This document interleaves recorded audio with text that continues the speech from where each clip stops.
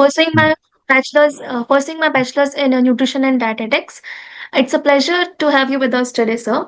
I'd like to begin by asking, what is the role of an educational counselor in a student's academic journey? Okay. Can I share PPT? So, Sure, sir. Sure. okay. Samruddhi ma'am. Yes, sir. This is Sanidhya here. Please let me know. अच्छा, okay. सानिध्य है. Okay. Yes, sir. Your screen is visible. Hmm. Okay. So, Yes. हाँ. Basically, can you repeat your question? Sure, sir. What is Hmm. the role of an educational counselor in a student's academic journey? Student academic journey. Okay. So, basically, no need for. Okay. Actually basically इससे पहले actually educational counsellor क्या करता है? Okay, इससे हम start कर सकते हैं क्या? आपके जो क्वेश्चन है आपको उसके सारे आंसर आपको मिल जाएंगे. ओके, चलिए Sure, पहले हम sir. बैकग्राउंड स्टार्ट करते हैं. Okay, Yes, sir.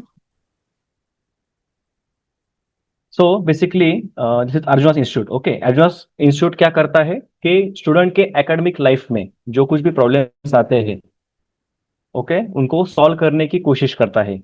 अभी स्टूडेंट के एकेडमिक लाइफ में क्या क्या प्रॉब्लम्स आते हैं? So stress, depression, anxiety, peer pressure, academic pressure, या फिर कुछ लर्निंग इश्यूज है, एकेडमिक रिलेटेड कुछ इश्यूज है, ओके, मेमोराइजिंग इश्यूज है. सो उसके रिलेटेड जो कुछ भी प्रॉब्लम्स आते हैं वो हम आर्गनाइज इंस्टीट्यूट क्या करता है उसमें उनको प्रॉब्लम कैसे वो फेस कर सकते हैं, उनको वो प्रॉब्लम्स के सॉल्यूशंस कैसे मिल सकते हैं, उसके रिगार्ड्स वो काम करते हैं. Okay, so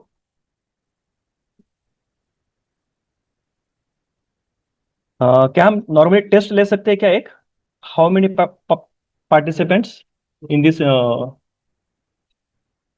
meeting? Sir, we have over 20 participants. 20. However, because Hmm. due to lack of time, Hmm. we've started the meeting a little late, right? So Okay.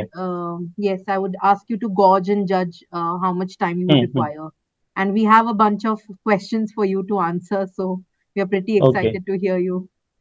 Okay, don't worry ma'am, आपके जो answers है question है उसके वो answer सारे मिल जाएंगे. हम एक छोटी सी टेस्ट लेते हैं. ओके, टेस्ट से थोड़ा सा स्टार्ट करते हैं. सो ये क्या दिखाई दे रहा है? आप अनम्यूट कर सकते हैं सारे, ऐसा कुछ नहीं. Please unmute your mic.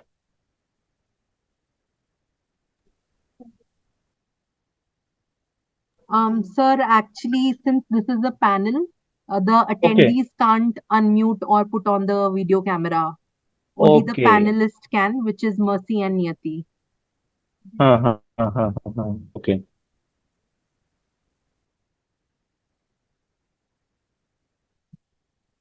See basically क्या है कि हम भी स्कूल्स में कॉलेजेस में जब भी सेशंस लेते हैं तो उसमें कुछ ऐसे वीडियोस वगैरह दिखाते हैं, कुछ इमेजेस वगैरह दिखाते हैं. जैसे कि यहाँ हमें दिखाई दे रहा है थ्री इडियट्स का एक इमेज है. यहाँ पे तीनों का नाम हम उनको पूछते हैं तो वो बताते हैं कि राजू, फरहान, ब्ला ब्ला ब्ला वगैरह कुछ भी. इसमें हम ये भी पूछते हैं कि जैसे कि इसमें क्या बताया था, तो वो बताते हैं कि अपने पैशन के पीछे भागो या वगैरह ऐसा ऐसा कुछ वो बताते हैं. उसके बाद पता है कि हम पूछते हैं कि स्पेस में क्या यूज किया गया था और क्या यूज करना चाहिए था, तो अकॉर्डिंगली वो बराबर बताते हैं कि पेंसिल यूज करनी चाहिए थी लेकिन पेन यूज किया गया था. ओके, और इसका famous dialogue so obvious all is well. ये मूवी लॉन्च कब हुई थी, तो वो राइट आंसर देते हैं कि 2009 में. अगेन सी दिस सिंघम, सो इसका फेवरेट जो डायलॉग था या फिर पॉपुलर डायलॉग था क्या था, तो आता माझी सटकली. राइट. ओके, सो ये लॉन्च कब हुई थी, तो वो स्टूडेंट्स बताते हैं कि ओके 2010. ओके, सो जो विलन था उसका नाम से स्टूडेंट बताते हैं कि जयकांत शिकरे. पोस्टिंग कहाँ हुई थी, तो गोवा में हुई थी. सेम ये जो आगे का है, क्या नाम है इसका, तो बाहुबली बताते हैं. बाहुबली के नीचे क्या लिखा है, तो वो राइटली आंसर देते हैं कि यस, द बिगिनिंग. ओके, और कब लॉन्च हुई थी, 2015 वगैरह वगैरह. क्वेश्चन कौन सा फेमस हुआ था, तो कट्टप्पा ने बाहुबली को क्यों मारा. अगेन ये पार्ट टू था. बाहुबली के नीचे क्या लिखा था, स्टूडेंट्स आंसर इज हाँ द कंक्लूजन. ओके, आंसर मिला, यस आंसर मिला. ओके, देन ये भी मूवी पता है, 2019 में लॉन्च हुई थी, तानाजी, आधी लगीन कोंढाण्याचं मग रायबाचं वगैरह वगैरह, उसमें कुछ फेमस डायलॉग वगैरह है। सो जब हम उनसे पूछते हैं कि अभी रिसेंटली, ओके, अभी रिसेंटली जो आपके मैथ्स के टीचर ने जो लास्ट मंथ में सिखाया था, लास्ट वीक में सिखाया था, आपको पता है, याद है? तो वो स्माइल करते हैं, हंसते हैं, बोलते नहीं सर, ये नहीं पूछना चाहिए था, और पुष्पा के बारे में पूछो आप, ओके, और मूवीज के बारे में पूछो आप, लेकिन इसके बारे में मत पूछिए, ये आपने गलत पूछ लिया। साइंस के टीचर ने क्या सिखाया था लास्ट वीक में, लास्ट मंथ में, उससे पहले लास्ट टेस्ट में कौन से क्वेश्चन आए थे? नो। सो ऐसा क्यों होता है? So because of lack of concentration, lack of study interest, lack of motivation, conceptual learning नहीं की थी उन्होंने, और जैसे कि उनको वो ज्यादा समझ में नहीं आया था, उनको समझ में आया था लेकिन उन्होंने वहां पे ध्यान नहीं दिया था, so lack of concentration. Okay. So basically ये जो प्रॉब्लम्स आते हैं, जैसे कि एग्जाम के टाइम सही तरीके से याद आना, एग्जाम के टाइम जो फियर आता है, फियर क्यों आता है? क्योंकि पूरे साल भर हम कंसंट्रेशन नहीं कर पाते, पूरे साल भर हम पढ़ाई नहीं करते, क्यों नहीं करते? Because of lack of time management. Goal ही सेट नहीं है कि मुझे एक्चुअल में डेली क्या करना है, मेरा वीकेंड का क्या प्रोग्राम होना चाहिए, मेरा मंथ एंड का क्या प्लान है, मेरा सेमेस्टर मैंने डिजाइन किया है या नहीं किया है। Okay. So this is a role of educational counsellor, कि उनको ये सारी चीजों का अवेयरनेस देना, कि आप अपना गोल कैसे सेट कर सकते हो, आप उसके अकॉर्डिंगली टाइम मैनेज कैसा कर सकते हो, आप उसके लिए सेल्फ अवेयरनेस की कैसे, सेल्फ अवेयरनेस आप कैसे ले सकते हो। सो ये सारी चीजें आती है एजुकेशनल काउंसलिंग में। Okay, so how does educational counselling differ from, no no, what is the role of educational counsellor in student academic journey? तो ये सारे चीजें जो प्रॉब्लम्स आते हैं ना, जैसे कि आपको भी पता है कि एग्जाम के टाइम क्या होता है, कि स्टार्टिंग का लाइन याद आता है, बीच में का हम पैराग्राफ भूल जाते हैं। Okay, so this is a memorising issue. और ये क्यों आता है? बिकॉज ऑफ हमने कुछ लर्निंग साइकिल जो है वो हमने वो फॉलो नहीं की थी। ओके। तो उनके और जो लर्निंग साइकिल थी वो फॉलो क्यों नहीं की थी, तो उनके एकेडमिक लाइफ में कुछ इश्यूज है। ओके, जैसे कि इश्यूज कौन से होते हैं, जैसे कि मैंने पहले भी कहा था, concentration, lack of concentration, depression, anxiety, LD, learning difficulties, उनमें बहुत सारे डिफिकल्टीज आते हैं, जैसे कि किसी को सही तरीके से पढ़ना नहीं आता, किसी को जो पढ़ते हैं वो उसको अंडरस्टैंड नहीं होता, so there are understanding issue. Okay. So ये सारे क्या आते हैं, प्रॉब्लम्स आते हैं, तो उसके रिलेटेड जो कुछ भी काउंसलिंग की जाती है, तो वो एक्चुअली एजुकेशनल काउंसलर ही वो काउंसलिंग कर सकता है, ना कि कोई टीचर, ना कि कोई और एनी पर्सन। ओके। तो next question.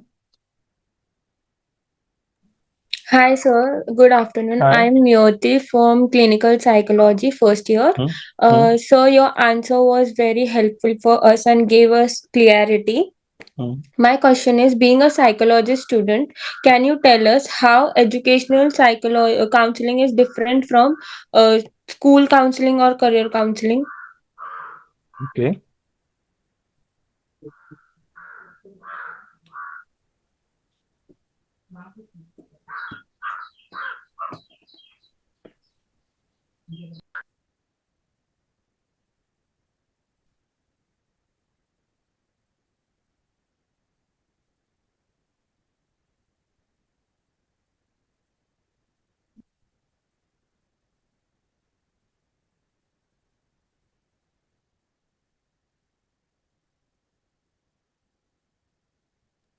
So would you like me to close sharing? Yes.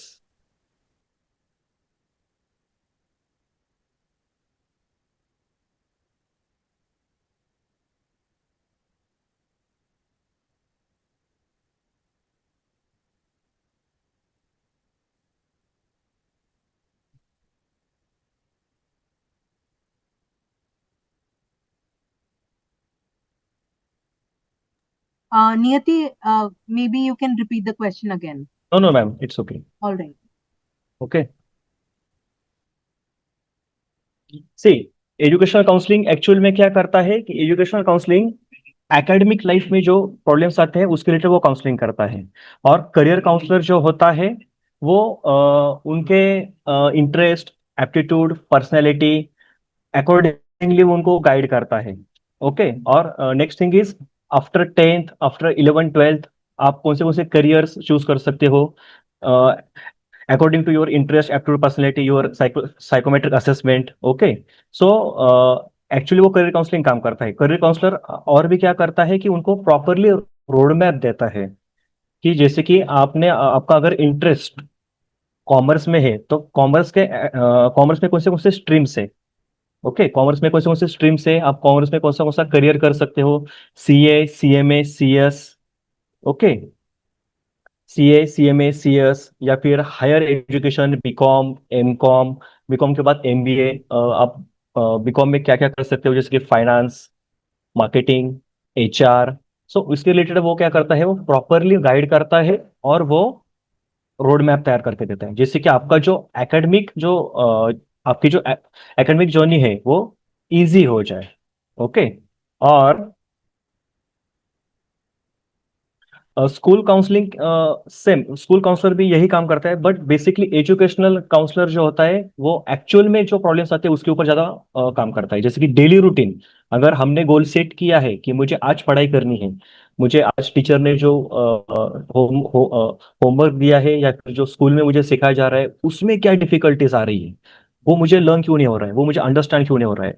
Okay. उसके रिलेटेड वो ज्यादा focus as a educational counsellor करता है। ओके। Got it. आपको पता है कि बहुत सारे ऐसे स्टूडेंट हैं जिनमें लर्निंग डिफिकल्टीज आती है, जो ठीक से समझ में नहीं आता। उनके लर्निंग स्टाइल भी अलग अलग होते हैं, जैसे कि auditory learning, visual learning, kinaesthetic learning. लेकिन टीचर जो होते हैं वो एक ही टाइप सिखाते हैं, blackboard and yes. So student के अकॉर्डिंग किसी भी स्कूल में ज्यादातर सिखाया नहीं जाता, तो स्टूडेंट में प्रॉब्लम्स तो आने ही वाले हैं। तो वही प्रॉब्लम सॉर्ट आउट करने के लिए as a educational counsellor counselling का काम करता है।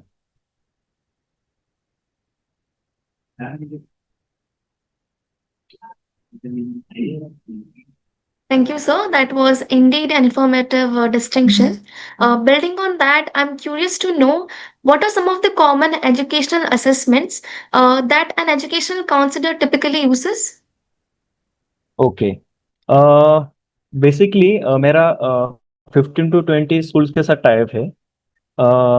वहाँ पे मेरी टीम पूरी तरह से काम करती है। वो एक्चुअल में क्या करती है कि जैसे कि हम जब वर्किंग करना स्टार्ट करते हैं तो डे वन से हम सिर्फ अपना इंट्रोडक्शन देते हैं कि एज अ हम team, as a educational counsellor, counselling psychologist हम क्या क्या करने वाले हैं, आपको उसका क्या क्या फायदा होने वाला है। Okay. Benefits of sessions. So जैसे कि जब हम हमारा डे वन से स्टार्ट होता है, उससे पहले हम उनका प्रॉपरली केस स्टडी लेते हैं। Okay. Case study is very important before testing, before assessment. Okay. So case study लेते हैं, उसका last 3 years of 3 years 4 years का उसका जो एकेडमिक परफॉर्मेंस है वो हम थोड़ा सा मेजर करते हैं। उसके बाद हम उनके ऊपर कुछ साइकोमेट्रिक टेस्ट यूज करते हैं, जैसे कि स्टडी स्किल्स की टेस्ट होती है। ओके। जैसे कि एप्टीट्यूड टेस्ट होता है। सो वो टेस्ट का जो रिजल्ट आता है उसके अकॉर्डिंगली जो वीक पॉइंट्स है उसके ऊपर हम फोकस करते हैं। जो उसका जो उनकी जो वीकनेस है, जो स्ट्रेंथ है, जो स्ट्रेंथ के ऊपर तो ज्यादा काम करने की जरूरत नहीं होती, वो उनकी ऑलरेडी स्ट्रेंथ है। सी। सो जो उनके वीक पॉइंट्स है उसके ऊपर हम फोकस करते हैं और उनको स्किल्स वगैरह सिखाते हैं। जैसे कि आपको स्वॉट एनालिसिस, SWOT। सो स्ट्रेंथ तो आपकी स्ट्रेंथ ही है, स्ट्रेंथ के ऊपर आपको फ्यूचर भी है, करियर भी है, लेकिन जो आपका वीक है, वीकनेस, वीक पॉइंट है, अगर आपका सिर्फ 5th 6th 7th में अच्छी टीचर ना मिलने से या फिर आपने अच्छी तरीके से पढ़ाई ना करने से अगर आपका मैथ्स लो, आपका मैथ्स का स्कोर अगर लो आता है, तो आपको पता है 8 9 10 आपको मैथ्स में डिफिकल्टी आने वाली है।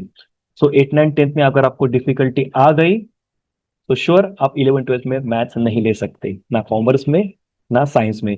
मतलब मेरे पास मैथ्स का एप्टीट्यूड था, लेकिन जस्ट बिकॉज ऑफ मैंने सही ध्यान नहीं दिया, सही तरीके से मैंने सीखा नहीं, ना कि मुझे भी ना किसी ने सिखाया, तो उसी वजह से मैंने जो मेरा जो फ्यूचर में जो मेरे गोल्स थे वो मैंने क्या किए, स्किप कर दिए।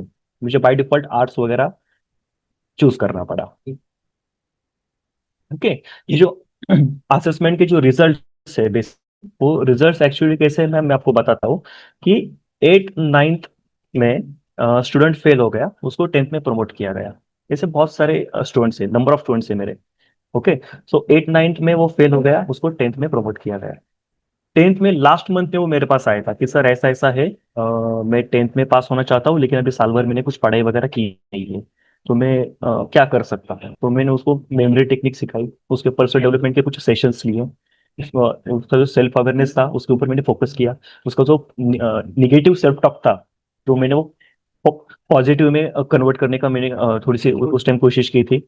और उसको मैंने अंडरस्टैंडिंग के ऊपर मैंने काम किया, जैसे कि उसको स्टडी स्किल सिखाए, goal setting, time management, habits जो थी उसको ब्रेक की। और स्टडी स्किल सिखाने के बाद मैंने जो जो कुछ भी वो पढ़ता था, ओके, जो कुछ भी वो दिन भर पढ़ाई करता था वो कैसा याद किया जाए, वो, तो उसके लिए मैंने उसको उसको मेमोरी टेक्निक सिखाई। जब मेमोरी टेक्निक सिखाई तो जो उसका जो रिकॉलिंग पावर था वो 10x से बढ़ गया ऑलमोस्ट। मतलब जो दो तीन क्वेश्चन दिन भर में वो याद कर सकता था, ओके, वो 10 15 वो अभी क्वेश्चन पढ़ने लगा था। तो विद इन अ मंथ उसने ऑलमोस्ट 200+ क्वेश्चंस उन्हें रिकॉल किए, उसने रिकॉल किए। तो उसकी वजह से क्या हो गया, उसका जो कॉन्फिडेंस था वो थोड़ा सा बढ़ गया। मतलब उसका जो सेल्फ स्टीम था थोड़ा सा हाई हो गया। उसका जो उसकी तरफ देखने का जो अप्रोच था, नजरिया था, ओके, सो थोड़ा सा ऐसा हो गया कि चलो अच्छा मुझे भी अभी याद आना स्टार्ट हो गया है, मैं भी याद कर सकता हूँ। जो कुछ भी मैं पढ़ता हूँ मुझे अभी समझना स्टार्ट हुआ है। तो उसी की वजह से क्या हुआ, उसका परफॉर्मेंस बढ़ गया। उसको 10th में ऑलमोस्ट 55% मिले। आप बिलीव नहीं करोगे, वही स्टूडेंट 11th में मेरे पास कंटिन्यू था, उसको 89% मिले इन कॉमर्स। उसके साथ ही उसने सीएमए की तैयारी स्टार्ट की। अभी वो 12th में है मैम, और वो अच्छी तरीके से परफॉर्म कर रहा है। मतलब जो 8 9 से जो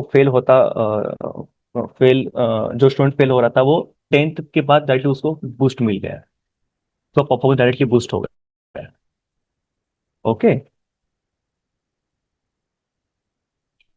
Okay, thank you, sir, for helping us understand the impact of educational counseling through those real life examples. They truly highlighted how academic improvement goes hand in hand with the improvement of emotional well being and their self esteem as well.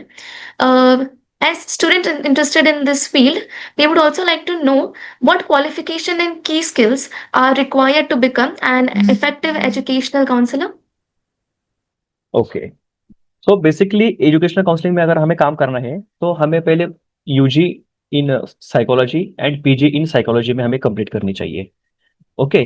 और अगर आपको specially education में ही काम करना है, school में ही काम करना है, स्टूडेंट के साथ ही आपको फ्यूचर में काम करना है, तो आपको कुछ डिप्लोमा कोर्सेस है, वो भी आप कर सकते हो, जैसे कि post graduate diploma in school psychology, counselling psychology. और कुछ एजुकेशन स्टूडेंट काउंसलिंग के रिलेटेड कुछ और भी है, शॉर्ट टर्म कोर्सेज है, 6 मंथ्स के, 9 मंथ्स के, 1 ईयर के, वो भी आप कंप्लीट कर सकते हो। लेकिन पुणे पूना में एक ज्ञान प्रबोधिनी एक संस्था है, वहाँ पे पीजीडीएसपी नाम का एक कोर्स है। अगर वो बहुत अच्छा हेल्पफुल है, वो भी आप शॉर्ट टर्म कर सकते हो। यू एज वेल एज आप पीजी भी पीजी करते वक्त भी आप वो कोर्स कर सकते हो। ओके। और स्किल्स की बात करें हम, तो हमें स्टूडेंट के साथ रैपो कैसे तैयार करते हैं, उसके लिए हमारा जो बात कर स्टूडेंट के साथ काम करना है, या हमें हमारा एक्चुअल में इंटरेस्ट है क्या, ये भी हमें थोड़ा सा फाइंड आउट करना चाहिए कि मुझे सच में स्टूडेंट के साथ काम करना है, फिर जॉब वर्क है इसलिए मैं कर रहा हूँ, ऐसा नहीं है।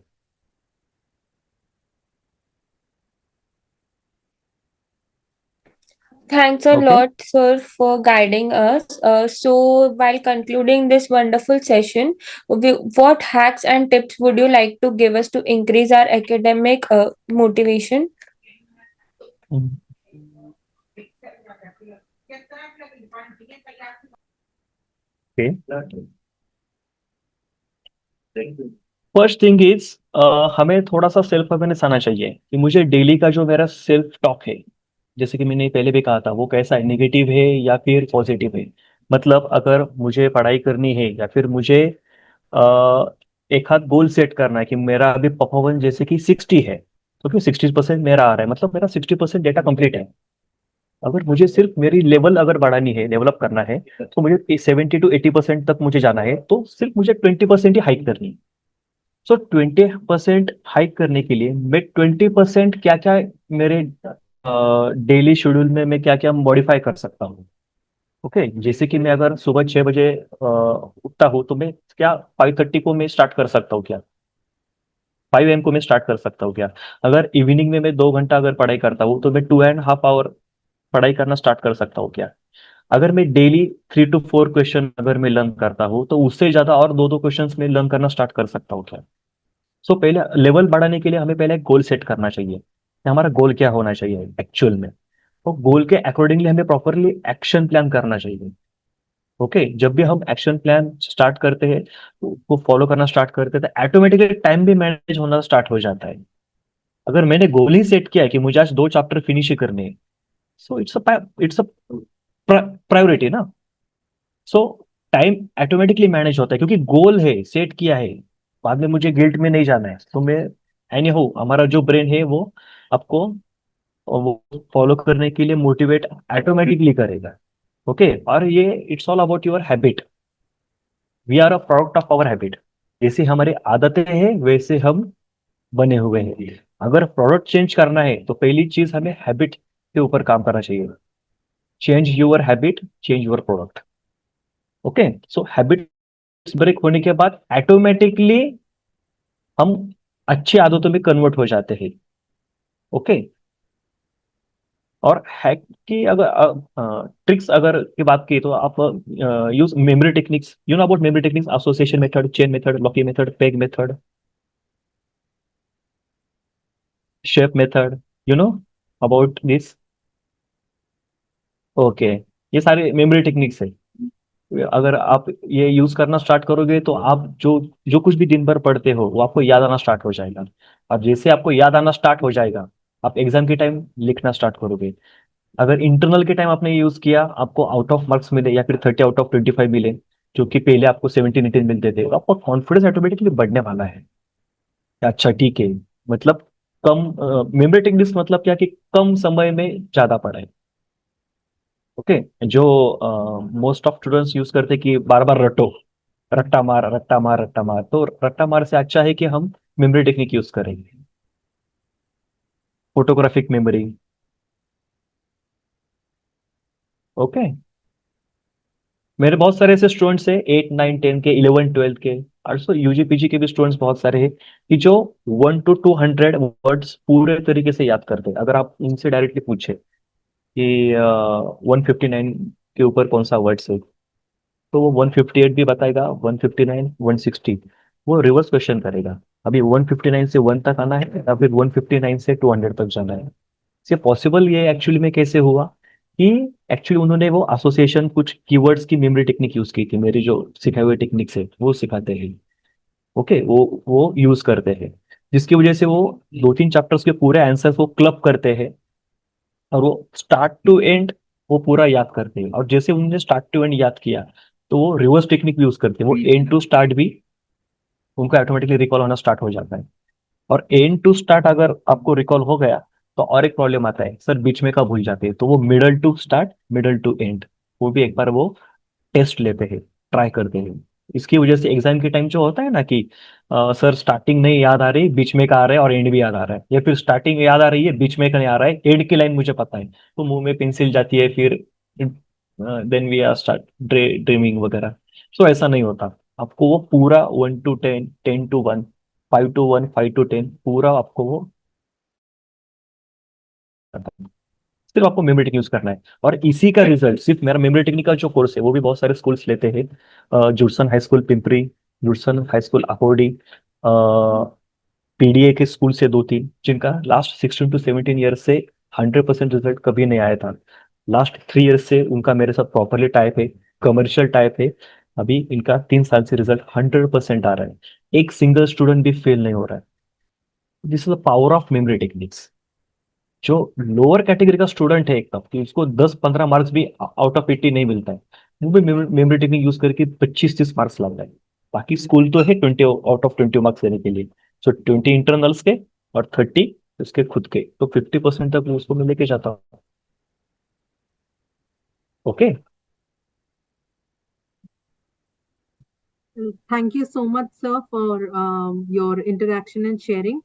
Just to end with, I would like to, like you to share one case study, perhaps, from start to finish, how a person approached you for counseling, let's say, or what kind of assessments you did, how the process went, and just if you could share how, because I want our students to get an idea of how the action itself or the service itself works. Okay.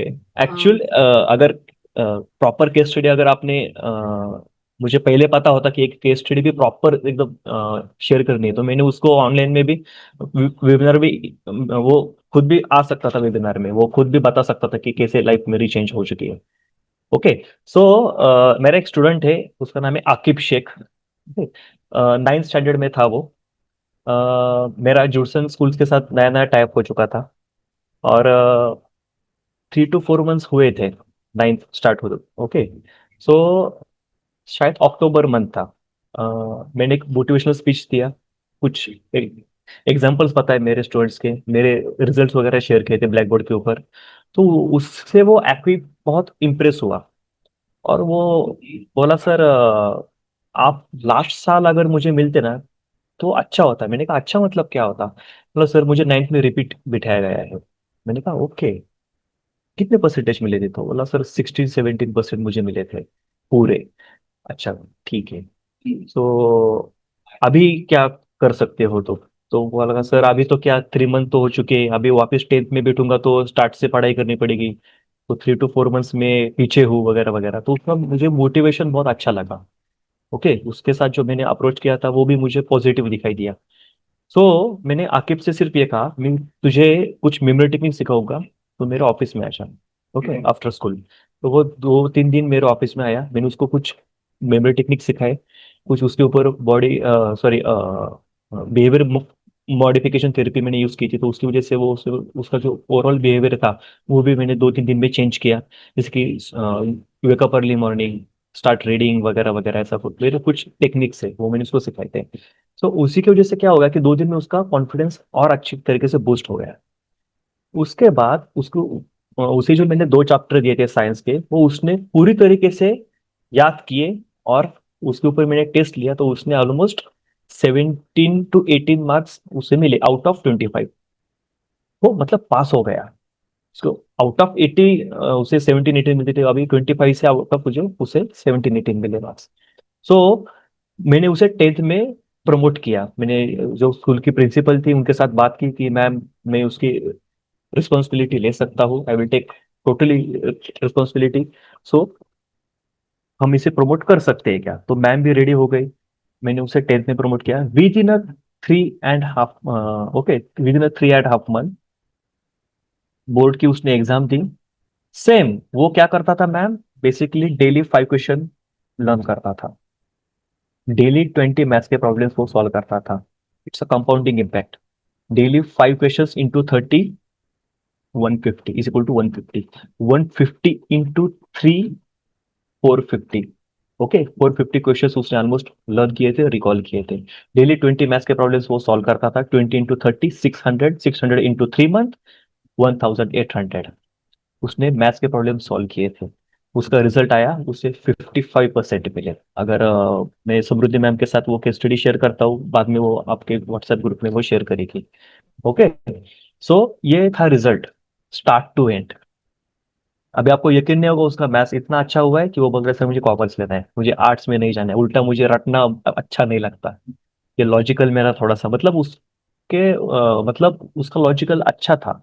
सिर्फ अच्छी तरीके से teacher नहीं मिलने से, और उसने भी ज्यादा फोकस नहीं किया था, ज्यादा पढ़ाई नहीं की थी, उसे लाइफ में कभी मोटिवेशन नहीं मिला था, इसी की वजह से उसका लॉजिकल जो अच्छा था वो वैसे की वैसे स्टक होके पड़ा था। हम अगर स्टूडेंट के लाइफ में इम्पैक्ट करना चाहते हैं तो पहले हमें फाइंड आउट करना पड़ेगा कि उसमें प्रॉब्लम्स क्या है। उसी के ऊपर मैंने स्टडी स्किल की टेस्ट पहले की ली थी। उसका जो रिपोर्ट आया था उसमें मुझे प्रॉपर दिखाई देता उसका एटीट्यूड टुवर्ड्स एजुकेशन बहुत अच्छा है, लेकिन सिर्फ उसको उसे उसके लाइफ में मोटिवेशन नहीं था। उसे वाई उसका क्लियर नहीं था कि मुझे डेली क्यों पढ़ना है, मुझे ये सारी चीजें क्यों करनी है, उससे क्या होने वाला है। तो मैंने उसको सिर्फ क्लैरिटी दी कि देख अभी तेरा लॉन्ग टर्म गोल क्या है आखिर। तो वो वाला, सर मुझे कुछ बिजनेस वगैरह करना है। तो मैंने कहा ठीक है, तुझे फिर एमबीए करना पड़ेगा। एमबीए से पढ़ने मतलब एमबीए करना पड़ेगा मतलब तुझे पीजी कंप्लीट करनी पड़ेगी। पीजी से पहले तुझे यूजी कंप्लीट करनी पड़ेगी। यूजी करने के लिए तुझे 12th पास होना पड़ेगा। 12th से पहले 11th और 11th से पहले 10th। सो 10th पास होने के लिए तुझे करना पड़ेगा स्टडी। तो study is your short term goal and become a businessman. और पीजी मुझे पीजी कंप्लीट करनी है। अगर पीजी मुझे कंप्लीट करनी है तो that is my long term goal. So मुझे पहले शॉर्ट टर्म गोल के ऊपर फोकस करना है। If you achieve your short term goal then you will be automatically achieve your long term goal. So अगर हम शॉर्ट टर्म गोल के ऊपर हमेशा फोकस करेंगे तो लॉन्ग टर्म गोल अचीव करने में हमें कोई भी परेशानी नहीं आने वाली। सो उसे ये सारा अवेयरनेस दिया। उसने शॉर्ट टर्म गोल डेली के अचीव किए। उसका रिजल्ट आया कि वो पास हो गया। अभी वो 11th में कॉमर्स लेने वाला है। ऐसे एक नहीं है, पूरे क्लासरूम की मेरे पास केस स्टडीज है। मतलब क्लास सी जो होता है वो टोटली फेल होने वाला होता है और मैं पूरा क्लासरूम पास करता हूँ। मैं मेरे इंटर्न्स जो है मेरे अंडर वो काम करते हैं वो भी इसी टाइप से काम करते हैं प्रॉपरली, और जो रिजल्ट आता है वो amazing. Wow. Thank you, sir. Welcome ma'am. Really, it's lovely to hear stories as such where we see students improving. I would now request Siddhi to please deliver the vote of thanks.